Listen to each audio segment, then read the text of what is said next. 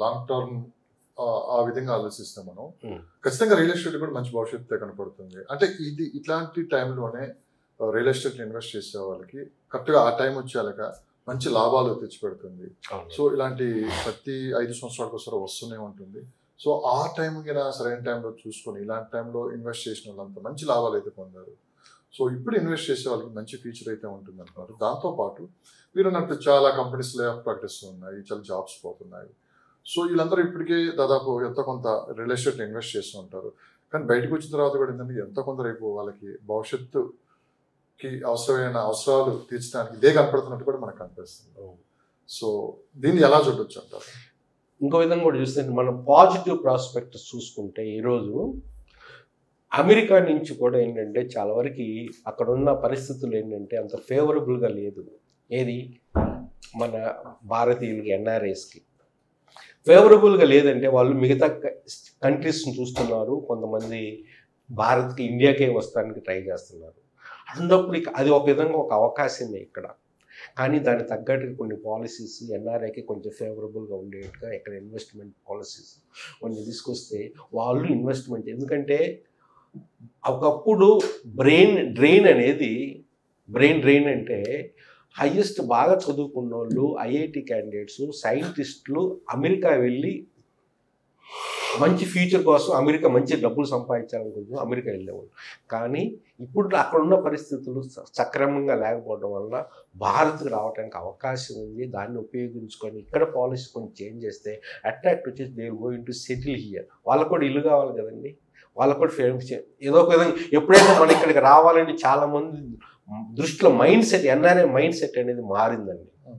మీరు ఒక మాట అన్నారు, అప్పులు చేసి లోన్స్ తీసుకొని ఎప్పుడైతే రియల్ ఎస్టేట్లో ఇన్వెస్ట్ చేయొద్దని మీరు ఒక మాట అన్నారు.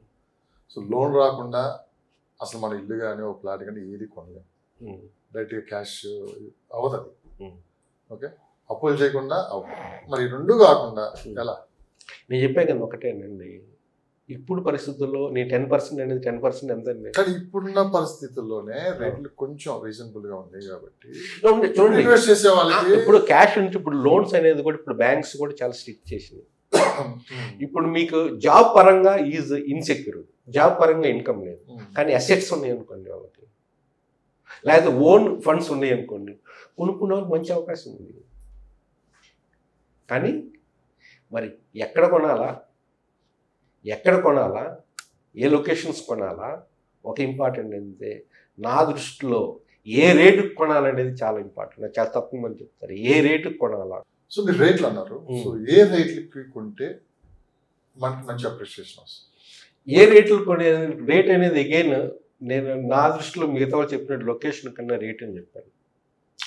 లొకేషన్ అయితే అందరూ మనం చూస్తాము, డెవలప్మెంటు, ఇన్ఫ్రాస్ట్రక్చరు, అక్కడ రెసిడెన్షియల్ ఏరియాస్ వస్తున్నాయా లేదా, అక్కడ ఇండస్ట్రియల్ ఏరియాస్ వస్తున్నాయా లేదా, అక్కడ ఎంప్లాయ్మెంట్ జనరేషన్ ఉందా, ఈ 5-6 ఫ్యాక్టర్స్ మనం చూసుకొని గవర్నమెంట్ ఎటువైపు దృష్టి పెడుతుంది ఇవన్నీ దృష్టి పెట్టుకొని మనం ఇన్వెస్ట్మెంట్ చేస్తాము. కానీ అక్కడికి వెళ్ళి ప్రతి లొకేషన్లో మనం ఇన్వెస్ట్మెంట్ చేసి ఏ రేటుకి పోయి ఆ రేటుకి కొంటే మనకి రిటర్న్స్ రావు. అంటే అందుకే నేను అంటున్నాను అన్నిటికన్నా ముఖ్యం నా దృష్టిలో రేటు. ఓకే, ఏ రేటుకి కొనాలి అనేది ఒకటి మీరు అడిగినట్టుగా ఏంటంటే ఏ రేటుకి కొనాలి, ఎక్కడ, లొకేషన్ పెట్టి కూడా ఉంటుంది. ఓకే, అదే చెప్తున్నాను. లొకేషన్ అనేది ఒక ఫ్యాక్టరీ, మిగతా నేను చెప్పాను 5-6 ఫ్యాక్టరీస్, ఇన్ఫ్రాస్ట్రక్చర్ కానీ, డెవలప్మెంట్ ఎక్కడ వస్తుంది, ఎంప్లాయ్మెంట్ జనరేషన్, ఇండస్ట్రీస్ ఎక్కడ వస్తున్నాయి, లొకేషన్ ఎట్లా విధంగా ఫ్యూచర్లో డెవలప్మెంట్ అవుతుంది, ఈ డిఫరెంట్ మన ఫ్యాక్టరీస్ తీసుకుంటాము. ఫర్ ఎగ్జాంపుల్ నేను చెప్తాను, ఫ్యూచర్ సిటీ అంటున్నాము. ఈరోజు చాలామంది ఇప్పుడు కూడా నమ్మకం లేదు గవర్నమెంట్ మీద. ఫ్యూచర్ సిటీ ఇంకా ఇన్వెస్ట్మెంట్ అనేది చాలా వరకు రీటైల్గా పెద్దగా రావట్లేదు, ఎక్కడో కొంతమంది చేయగలుగుతున్నారు కానీ ఇంకా నమ్మకం లేదు. ఎందుకు? గవర్నమెంట్ మీద నమ్మకం లేదు ఒకటి. ఫ్యూచర్ సిటీలో కూడా ఎక్కడ పడితే అక్కడ ఇన్వెస్ట్మెంట్ చేస్తే రిటర్న్స్ వస్తాయా? మీరు చెప్పండి. అది రావండి. అన్ని చోట్ల ఒకే విధంగా రిటర్న్స్. మనకేంటంటే యాజ్ ఇన్వెస్టర్ ఏంటంటే ఒకటి ఎప్పుడు చూసుకున్నా మంచి maximum return on investment, ROI maximum return on investment. ఈరోజు నేను ₹1 కోటి 2 కోట్లు ఉన్నాయి అనుకోండి, గచ్చిబౌలిలో పెడితే ఎక్కువ వస్తుందా, లేకపోతే తుక్కుగూడలో పెడితే ఎక్కువ వస్తుందా, ఫ్యూచర్ సిటీకి వెళ్ళిపోయి ఆ ఏరియాస్లో కొన్ని ఏరియాస్ నేను చెప్తాను, ఆ ఏరియాస్లో ల్యాండ్ పైన పెడితే ఎక్కువ వస్తుందా? మామూలుగా గచ్చిబౌలిలోనే ఎక్కువ వస్తుంది అనుకుంటాం మేము. మీరు అనుకుంటారు, కానీ అది మిత్ నాకు తెలిసినంతవరకు. ఎందుకు కారణం ఏంటంటే ఒక్కొక్క టైంకి ఒక్కొక్క లొకేషన్ శాచురేషన్ అవుతుంది. ఒకప్పుడు గచ్చిబౌలిలో ఉంది పెరగడానికి స్కోప్ లేదు, శాచురేషన్ లెవెల్ అని వచ్చింది అనుకోండి, జనాలు ఏం చేస్తారంటే, ఇన్వెస్టర్స్ ఏం చేస్తారు, మైండ్ సెట్ ఎట్లా ఉంటుంది, అరే కొంచెం దూరం వెళ్ళి ఇంకా తక్కువ రేట్కి వచ్చేది అనేది ఎక్స్ప్లోర్ చేస్తారు. అంటే నెక్స్ట్ 5 yearsకి ఈరోజు గచ్చిబౌలిలో 2 lakh per square yard కొనే కన్నా నాకు మహేశ్వరం తుక్కుగూడ ఆ ప్రాంతంలో 20,000 నుంచి 40,000 పెట్టేసి per square yard కొంటే అక్కడ 1 crore అవుతానికి 1 lakh అవుతానికి per square yard, ఇక్కడ 4 lakh అవుతానికి per square yard ఎంత టైం పట్టింది.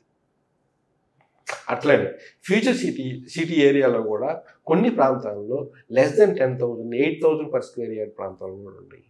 అక్కడికి వెళ్ళి కొంటే ఎట్లా ఉంటుంది అంటే, ఇదేంటంటే ఒక మైండ్ సెట్. ఇంకోటి ఏంటంటే రిస్క్ క్యాపబిలిటీ.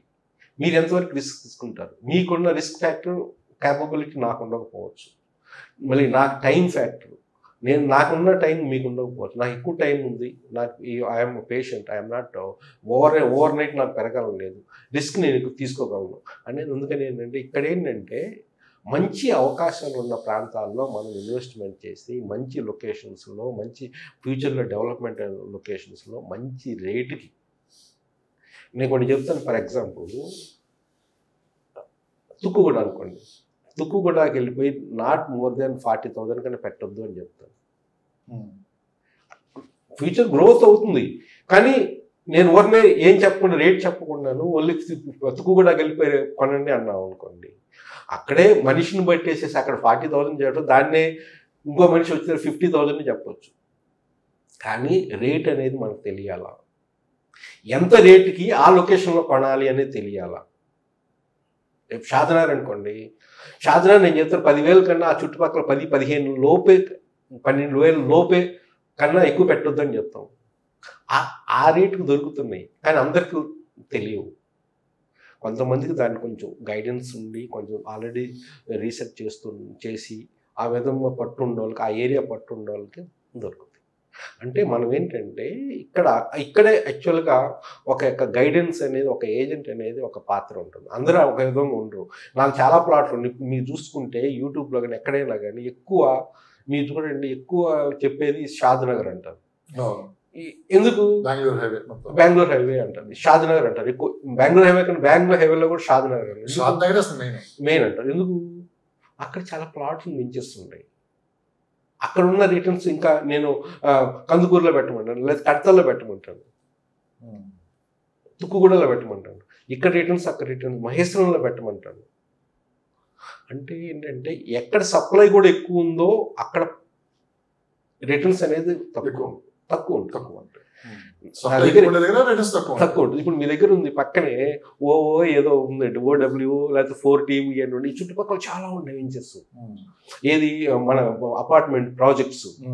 ఈ ప్రాజెక్ట్స్లోకి వెళ్ళిపోయి ఇక్కడ కొన్నాం అనుకోండి, ఎక్కువ టైం పట్టింది. ఈ సేల్ అవడానికి 4-5 years పట్టింది మొత్తం వీళ్ళు కంప్లీట్ అవుతారు. అంటే ఎక్కువ టైం. అంటే లొకేషన్ కూడా ఉండాలి, అక్కడ సప్లై చుట్టుపక్కల మిగతా రాకుండా ఉండేటట్టు ఉందనుకోండి, ఈజీగా అది కూడా ఇంపార్టెంట్ అనమాట. అందుకని ఏంటంటే కొన్ని పాయింట్స్ ఏంటంటే నాకు తెలిసినంత వరకు ఇప్పుడు ఈరోజు పరిస్థితుల్లో ఒక 10 లొకేషన్స్లో మనం తీసుకుంటే మంచి రిటర్న్స్ రావడానికి అవకాశం. అదేంటంటే నాకు తెలిసినంత చెప్తున్నాను, పెద్ద కొలకొండ కాడి నుంచి మహేశ్వరం ఫస్ట్ నాకు తెలుసు. మహేశ్వరం ఓఆర్ఆర్ దగ్గరే ఉంది, హార్డ్లీ డిస్టెన్స్ ఆఫ్ మహేశ్వరంలో ఆల్మోస్ట్ ఒక 20,000 ఆ ప్రాంతంలో మీరు. నెంబర్ 2 తుక్కుగూడ. ఇవన్నీ ఏంటంటే సో ఇప్పుడు మనం మహేశ్వరం గురించి మాట్లాడుకుంటాం. సో మహేశ్వరంలో ఇప్పుడు రేట్లు ఎలా? ఓకే, మహేశ్వరంలో ఇప్పుడు ప్రస్తుతం నుంచి 20,000 నుంచి 25,000 మెయిన్ రోడ్ బిట్స్. ఇప్పుడు మహేశ్వరం అనే లొకేషన్ దాదాపు 20 సంవత్సరాల నుంచి వినపడుతున్నాయి. 20 సంవత్సరాల్లో మహేశ్వరంలో ఎలాంటి చేంజెస్ జరిగాయి? మహేశ్వరంలో లాస్ట్ 5 years ముందు కూడా 6,000, 7,000 పైన కూడా 6,000, 7,000. కొన్ని లొకేషన్స్ మెయిన్ రోడ్కి వచ్చేళ్ళకి 10,000 లోపే. అంటే ఈ రోజు ఎంత ఉందండి నేను చెప్పింది, మెయిన్ రోడ్కి వచ్చేళ్ళకి 20 నుంచి 25 అని చెప్పాను. అంటే 5 yearsలో డబుల్ అయింది అక్కడ, పైన అయింది. అట్లానే తుక్కుగూడలో అంతకుముందు ఎంత ఉందండి, 20,000 కన్నా తక్కువ ఉంది. 20. ఇప్పుడు ఏది మినిమం 40,000 మినిమం. ఓకే, ఈ 5 yearsలో 20,000 డబుల్ అయినట్టు. అంటే చూడండి, మనకి ఏంటంటే రిటర్న్స్ ఎట్లా ఉండాలి చూసుకోవాలంటే, విత్ రెస్పెక్ట్ టు మీకు ఫ్యూచర్ ఎఫ్డీస్ కానీ, గోల్డ్ లోన్స్ కానీ, గోల్డ్ కానీ వీటిలో చూసుకుంటాం. ఎందుకంటే అందరు స్టాక్స్లో పెడితే మంచి రిటర్న్స్ తీసుకున్న వాళ్ళు ఉండాలి, కానీ అందరూ పెట్టలేరు, కొంచెం నాలెడ్జ్ లెవెల్ అది డిఫరెంట్ అనమాట. ఇది కానీ ఈ వీటిలన్నీ ఎవరైనా పెట్టగలిగిన ఈజీ ప్రాసెస్ ఆఫ్ గెయినింగ్ అనమాట.